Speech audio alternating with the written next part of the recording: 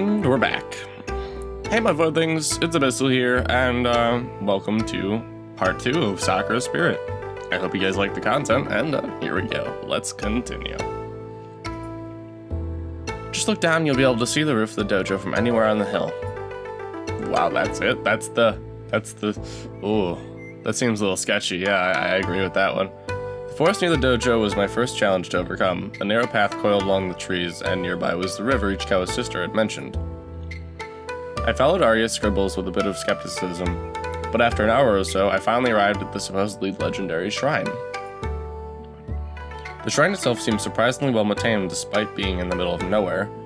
It made me wonder if someone would be secretly living there, perhaps some secret martial arts master.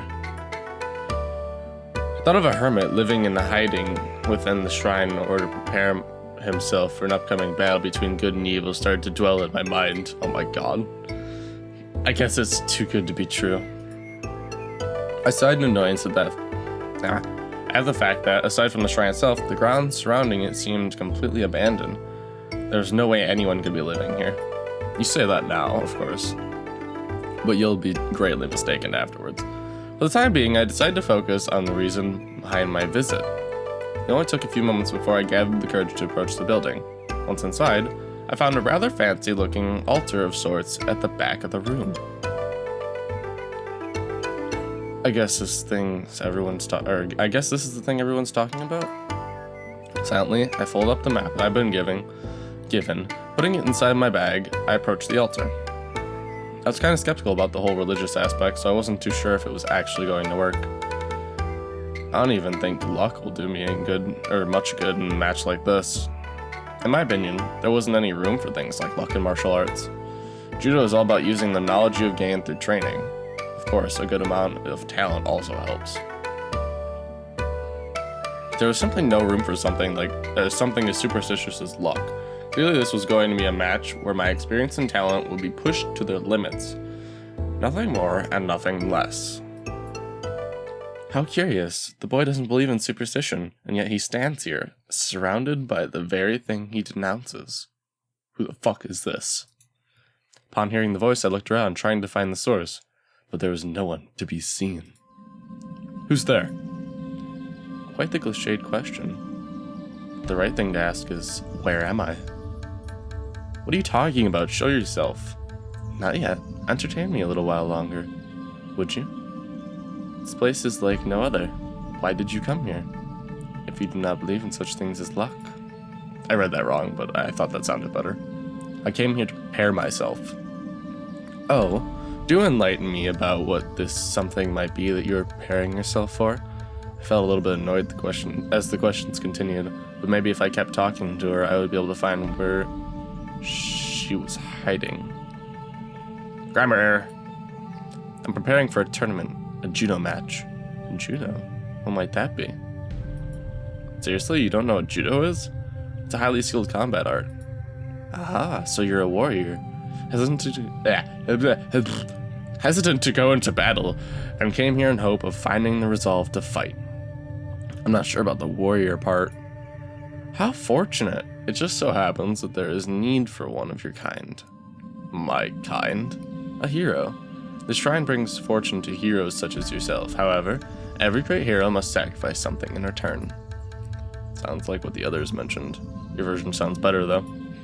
Laughing briefly at the story, I decided to play along and clap my hands together in prayer.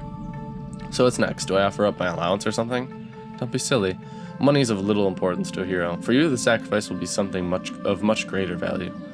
I will be looking forward to seeing what destiny has in store for you. As if on cue, I began to feel nauseated the moment the girl's words reached my ears. My head spinning wildly. Slowly, I staggered backwards, collapsing onto my back. My vision grew blurry. The sound of approaching footsteps could be heard. Whoa! Good luck, hero. You're going to need it. Despite my attempts to get back up, all I managed was a brief look at the girl. The sight of horns and a tail left many questions, but before I had the chance to utter even a single word, my consciousness succumbed to the darkness. Ah! Fuck it. Rays of sunlight stirred me back to life. A groan of annoyance leaving my mouth while I tried to get back onto my feet. I felt a bit dizzy, but the first thing I noticed was that I was no longer at the shrine. Instead, it looked like the forest near the dojo. Of course, my first thought was to look around and see if I could find the girl from before, but not a trace of her presence remained. To make things even stranger, the path that I had followed amidst the trees seemed better maintained than I remember. I should probably head home. That thought was cut short when the sound of several female voices could be heard nearby. Stern voice, that's fancy. Get back here! Kage, stop them at once! So what do you think I'm doing? I'm chasing them, I'm trying to stop them. Yeah! I think they noticed what's missing, Oni-sama. Keep running, little one. We might just make it. Well done. Just when I thought this day couldn't get any weirder, the sound of heavy footfalls could be heard nearby.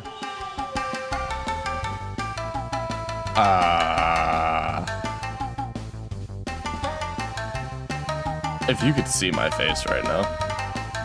The world is going on here. That's a good question.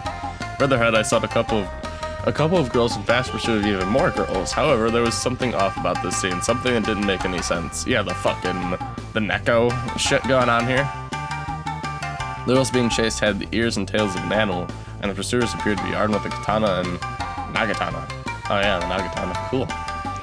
You conniving fox. What is with the thing? Shut up.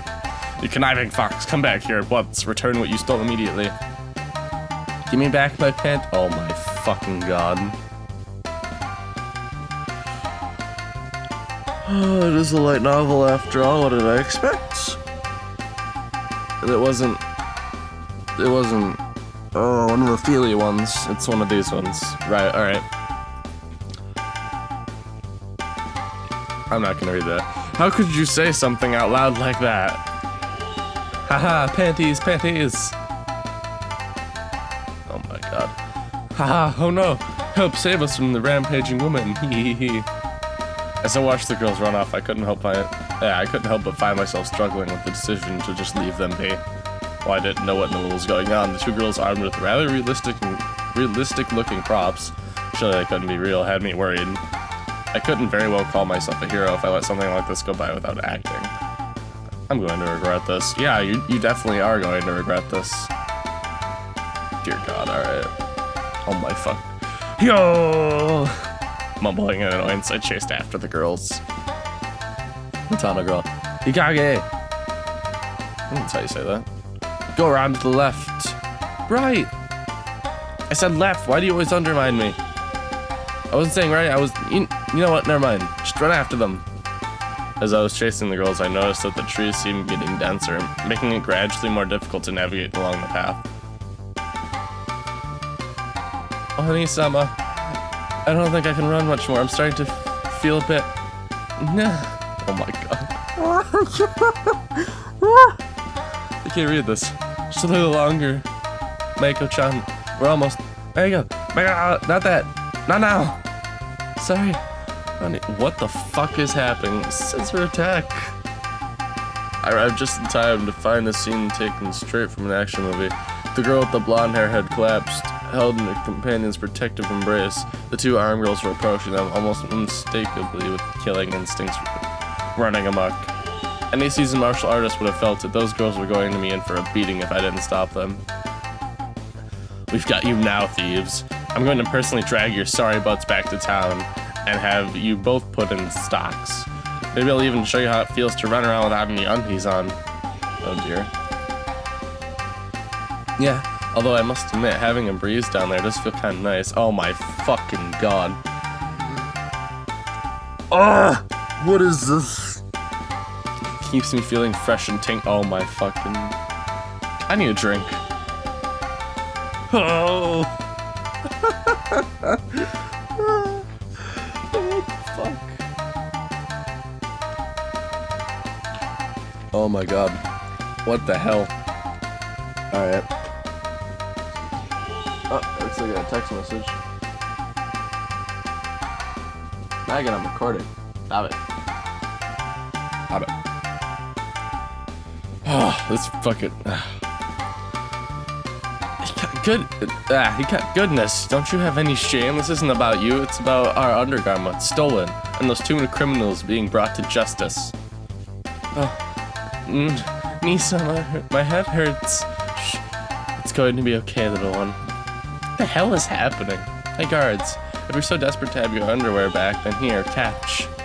Stop it right. However, before I was able to interrupt the conversation, the silver-haired girl had tossed something into the air. Whatever it was flying straight towards my head. Two samurai girls instantly grew oh my fucking... I can't see who the hell tosses peeling items off my face. I raised them into the air looking like a professor examining an important sample while the thieves made their escape. A pink bra and lacy... Oh boy. I knew this wasn't gonna end well. Ah, you there. Are you in cahoots with those crafty foxes? And hand those back immediately. Those are evidence of a crime and not for anyone else to touch. Drop the panties right now. I'm innocent until proven guilty. It's one of the golden rules of the court. Just stop pointing those weapons at me so I can hand over your undies without being turned into shish kebab. What? No, stop. Shut up. Just drop the evidence and walk away. I am Skune Mio, chief of the village guards, and I am ordering you to drop what you're holding right now. I don't know any village guard. I don't know if any village guards, and seriously doubt a cop would go around just like that and wielding its katana. More importantly, the ground here is muddy and dirty. Are you sure you want me to drop the evidence here? I mean, I could, but... Yeah! Before I could react, the pink girl lunged towards me, the pointy end of her nagatana, aiming towards my gut. My reflexes caught on just in time, and I was able to palm away the spear as it sailed through the air. I struck upwards on the wooden shaft to the weapon, sending it up into the air and causing the girl to lose her balance. Narumi, I did not order you to attack. Fine, I'll give them back. Jeez, just my luck to find a bunch of crazy girls with weapons. Extending the hand that held the undies, I tried to hand them over, something that I would soon end up regretting. Ha! You think I'd fall for something so simple? Fool! You may have fooled me once, but I won't let that happen again. The woman swung her weapon wide, arcing the thick wooden pole into my side before I could dodge. She then lunged forward and grabbed me tightly, pulling my arms around my back and leaving me with sore ribs in a prone position. I could have fought back, but I figured it only lead to more fighting. With the possibility of ending up stabbed, I decided to remain passive. The sword-wielding girl stepped forward and grabbed the silky underwear from my hand triumphantly. Your methods might be crude, but they do get results, Hikage. Tie them up. Tie him up, sorry. We'll bring him in for questioning. He probably knows where those pesky thieves are hiding. Right! And people wonder why criminals want to resist arrest at all costs. I mumbled this weakly as the girl with the nagatana tied my wrists together with rope, and I soon felt myself dragged by the duo towards the city. Surely once we're out of the forest, you two will stop this act of yours and let me go, right? As much as I like to fool around, I have more important things to do. The city? Ha! We're not taking you all the way there. You'll be spending the night in the village cells, thief. What are you calling a thief? I'm the victim. First, I get undies tossed in my face, and I have to deal with physical abuse. And now these accusations? Besides, there's no village around these parts. It's a city, you know. Fuck it, whatever. Silence! Hikage, if he speaks again before we get to the village, you have my permission to knock him unconscious. Tsundere tyrant. Oh my god. That's funny. And that's how I ended up on my way to the jail cell, cuffed and dragged by two girls, both of who I started to suspect were crazy. Wow. When we exited the forest, alarms set off in my mind. The city I had lived in my whole life, it was gone. You gotta be kidding me. If I wasn't in Tsukino Toshi, then where the hell was I? Hey, no talking. Come on. I don't want to bop you that much, kinda. Maybe a punch or two. I just want to know how the heck you blocked my strike so easily. Your attack had a lot of power behind it, but it was kind of predictable. With the right movement and enough force, that was the result you get. Anyway, I'll play along for a bit. But where in the world are we? This clearly isn't my hometown. I mean, the buildings look a lot more like they belong in some sort of classical samurai movie. Huh? What the heck is a movie? This is Harumaru. It's been here forever. Kage, I thought I told you to silence him if he spoke again. Actually, you told me I could, but you didn't tell me I had to. Must be tough being the subordinate of someone like that. Be quiet or I'll silence you for good. This time it didn't seem to be an idle threat. The girl had unsheathed her katana and was now arresting the edge of the blade against my throat. I was already starting to regret having played hero earlier. Hopefully there would be someone with more common sense in the village. Alright, well that's the end of that episode. I hope you enjoyed. If you want more content, please like, favorite, and do what else you can do to inform me that you want more of this. So yeah, this is Abyssle, signing out. And comment if you want more, I guess, as well. That's another thing. Peace out, my voidlings, and I'll see you next time.